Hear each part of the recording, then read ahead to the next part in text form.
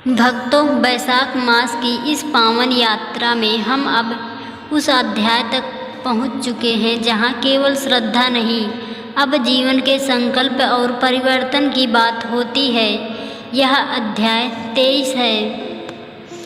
अंतर मन की शुद्धि का, लोक सेवा की प्रतिष्ठा का और आत्मा की दिव्यता के अनुभव का यह कथा है एक गृहस्थ की जिसने वैशाख मास के प्रभाव से अपने जीवन की दिशा ही बदल दी। उत्तर भारत के एक नगर शिवपुरी में एक अमीर साहूकार रहता था। नाम था वंशीधर। धन, वैभव, परिवार, किसी चीज की कमी नहीं थी, परंतु मन में शांति नहीं थी। हृदय हमेशा किसी अनजानी बेचैनी से घिरा रहता। कई तीर्थों पर गया, पूजा करवाई, पंडित बुलाए, पर कहीं संतोष नहीं मिला। एक दिन नगर में एक वृद्धा संत आए। लोग उन्हें सत्य गुरु कहते थे। उन्होंने नगरवासियों को वैशाख मास के महत्व की कथा सुनाई।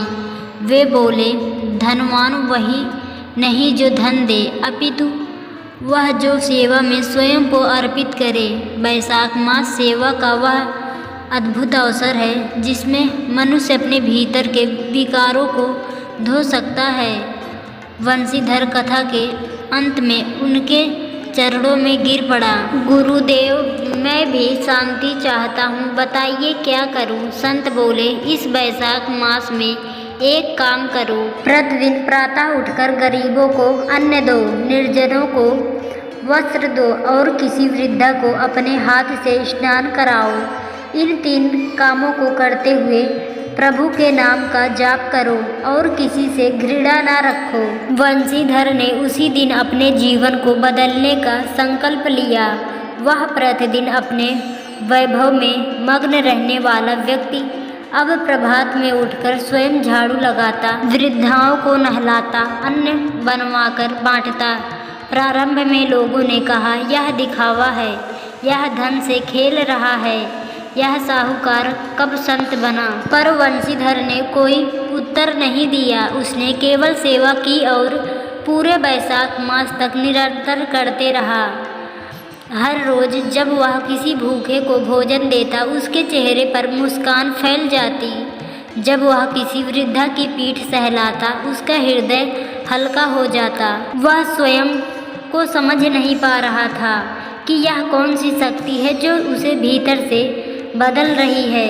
एक दिन नगर के समीप एक वृद्धा दंपत्ति आए। बेहद आसक्ति, बेहद थके हुए। किसी ने उन्हें कुछ नहीं दिया। जब वंशीधर ने देखा, वह दौड़कर उसके पास गया, उन्हें आश्रम में लाया, भोजन कराया और अपनी कोठी में रहने की जगह दी।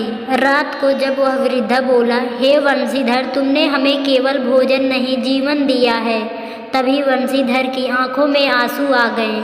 मैंने जीवन भर धन जोड़ा, पर आज पहली बार मुझे यह धन अर्थपूर्ण लगा। मैं अब समझा कि वैशाख मास केवल तपस्या नहीं, यह जीवन सेवा का नाम है।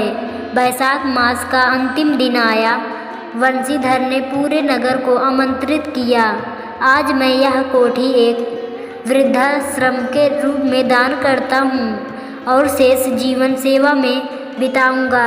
लोगों ने देखा, जो व्यक्ति पहले केवल सोने चांदी के बारे में सोचता था, अब वह अपने हाथों से अनाथ बच्चों को खिला रहा था, वृद्धाओं को गले लगा रहा था। सतगुरु ने कहा, देखो भक्तों, वैशाख मास का यही चमत्कार है।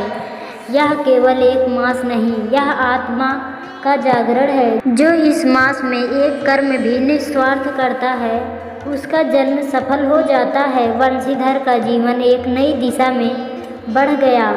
उसने अपने बेटे को व्यापार सौंप दिया और स्वयं सेवा पथ पर निकल पड़ा। वह हर वैशाख मास में नए स्थान पर जाकर वृद्धाओं, अनाथों और बीमारों की सेवा करता।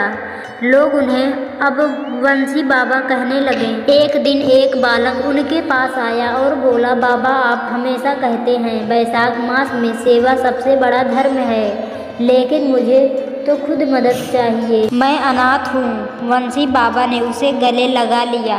बेटा, जो स्वयं कष्ट में होते हुए भी दूसरों की पीड़ा समझे, वही सच्चा वैशाख सेवक है। तू आज से मेरा पोता है। चल सेवा की शुरुआत अपने हाथ से करें। कथा यहीं समाप्त नहीं होती, यह तो आरंभ है। हर साल जब वैशाख मास आता, शिवपुरी के हजारों लोग सेवा करते, अन्नदान, वस्त्रदान, शुद्ध जल की व्यवस्था, गंगा तट की सफाई, बीमारों की सेवा, और यह सब एक व्यक्ति वंशीधर के संकल्प के कारण हुआ। यह अध्याय हमें सिखाता है कि वैशाख मास केवल पापों से मुक्ति नहीं देता, यह समाज को दिशा भी देता है। अगर एक गृहस्थ, एक साहूकार जो जीवन भर केवल व्यापार करता रहा, सेवा का प्रतीक बन सकता है, तो हम क्यों नहीं। भक्तों, यह कथा केवल सुनने के लिए नहीं, इसे जीने के लिए है। आज आप भी संकल्प लें, इस वैशाख मास में एक पुण्य कार्य ऐसा करें जो किसी के जीवन में बदलाव लाए। यही अध्याय 23 की आत्मा है, यही वैशाख मास की सच्ची महिमा। अब आइए अंत में प्रभु को स्मरण करें। हे श्री हरि, हमें सेवा का बल दो, संकल्प का तेज दो और वह दृष्टि दो जिससे हम सब में तुझे देख सकें। जय जय वैशाख महिमा। जय श्री नारायण।